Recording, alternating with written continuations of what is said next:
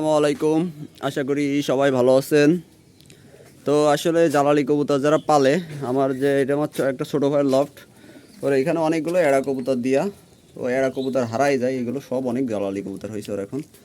যাই হোক, ওর ঘরটা আরও অনেক সেট আপ করতে। এই দুইটাই তো ঘুঘু কোয়ালিটির, দেখ কয়টা ডাকছে। এর কবুতর সব বেশি বেশি নিয়ে আসছে আমার কাছ থেকে। ভাই দেখ, যে আমার বড় এরকম মনে হয় নেই, সমস্যা নেই, বাচ্চা টাচ্চা হলে নিবানে।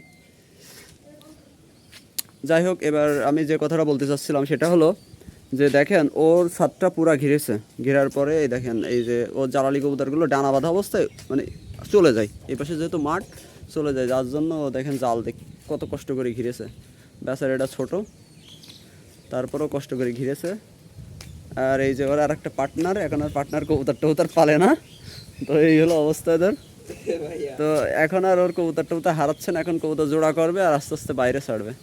আর ওয়েদারটা দেখেন খুব সুন্দর আজকের, আর এইদিকে সব মাঠ, এর আশপাশে সব মাঠ, যার জন্য একদম পারফেক্ট একটা জায়গা। আর এই ছাদে কেউ আসে না, মানে ওদের আর একটা ছাদ আছে ওই পাশের দিকে, ওই ছাদে কাজ করে। এই ছাদে কেউই আসে না, শুধু কবুতরের খাবার দেওয়ার জন্য আসে। তো এই কবুতরগুলো এসেই নারকেল গাছে বসে, এই গাছে বসে, ভালোই লাগে, এই দিকে থাকে।